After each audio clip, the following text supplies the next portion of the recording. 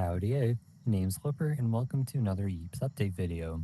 This time around, we've got the Fantasy update featuring new items, more functionality with wiring, and a whole new biome. This effectively makes it one of the biggest updates yet for Yeeps, so I'll be covering everything new from what I've gathered during the lab test and the release notes. First of all is the main focus of the update, that being the new Fantasy biome. The biome is surrounded by trees and takes a mossy aesthetic, which could lead you to assume we're in a swamp. There are two new maps that come with this update, that being Goblin Siege and another map that I do not have any information on. Although, because two maps were added, another two must go, which is why the Battle Arena and Spider City, which is the map I'm currently in, are no longer present. With this new biome, there's, of course, a new tech web full of brand new items. And one of the highlights of the new tech web is the new potion brewing system. You can now brew up to 15 different types of potions with the help of a cauldron and 9 different ingredients, unless blocked by build plate. Now, if you'd like to drink a potion, you'll have to use the empty bottle, which is in the very middle of the fantasy tech web. Just dip it into a cauldron with a potion effect and you'll bottle it. Then, you can drink it and have the effect applied to you, or you can place it in an item dispenser, potion cannon, or a team potion infuser.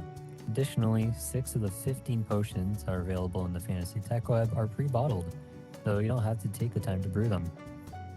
Two more things. Potion Cannon is a new cannon that can shoot out any potion effect you put in it when it is triggered, and the Team Potion Infuser applies the potion effect to everyone on the same team as itself, unless if there are no teams, in which case it applies to everybody. Now to quickly explain everything else in the Fantasy Tech Web.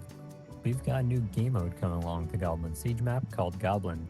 All players start off as runners but turn into a goblin when they die or at random at the start of the round.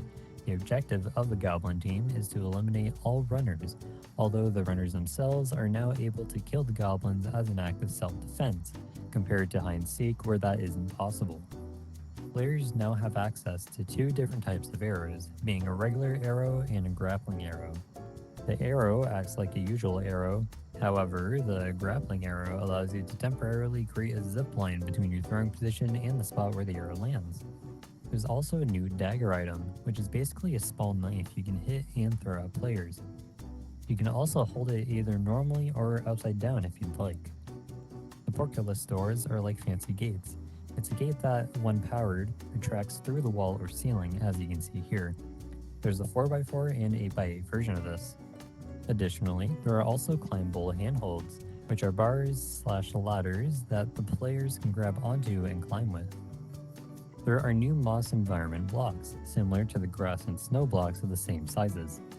There are also a large variety of new wind blocks, all of which are smaller versions of the slope blocks. With this, there are also micro slant blocks, which are essentially slopes that are half a block tall.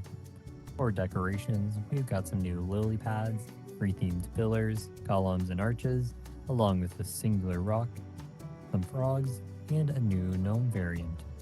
And lastly, there are 6 new paintbrush colors, one of which is a nice new purple neon brush. That's everything from the new Fantasy Tech Web. Now I'll go over the new stuff from every other tech web. On the Suburbs tech web, in the top left with all the map management blocks, there's a new 2x2 and 4x4 world maps. Players can use world maps to see a layout of all the different maps in a community world, private world, or the official maps that they've visited. Over in the Research Facility Tech Web, after purchasing the signs, you can now purchase the text broadcaster, which allows you to send a pop-up notification to all players once every 10 seconds.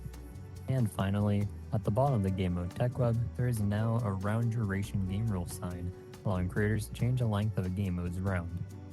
Also, at the very top, next to the team definition sign, are the hider and seeker definition signs. These function the same way as the team definition sign, except now it's specific to the players on the hiders team and the seekers team. If you repaint these signs, any team-specific blocks will now apply to them, as if they were a regular team. Lastly, there's a new section to the right of the center of the tech web for VIP. Creators can place the Get VIP console on their map, where players can permanently purchase VIP in a community world for 1,000 buck coins. For perks, they get to have a golden username while they're in that community world, and can press any VIP buttons and go through any VIP teleporters. Additionally, 10% of any buck coins players spend on VIP and or fueling a world will be split amongst the creators of that community world. Now that I'm done with that, I'll go ahead and list off all the miscellaneous updates that aren't map specific. Players can now take damage while in the lobby, although if they die while in the lobby, they won't use a respawn teleporter. Our sea toys are not able to launch potions. The owner of a community world can set permissions for specific staff members, being the ability to build on maps, clear maps, modify maps, which I assume also applies to creating new full-size maps, and deleting maps. You can also change the earnings distribution percentage between every staff member.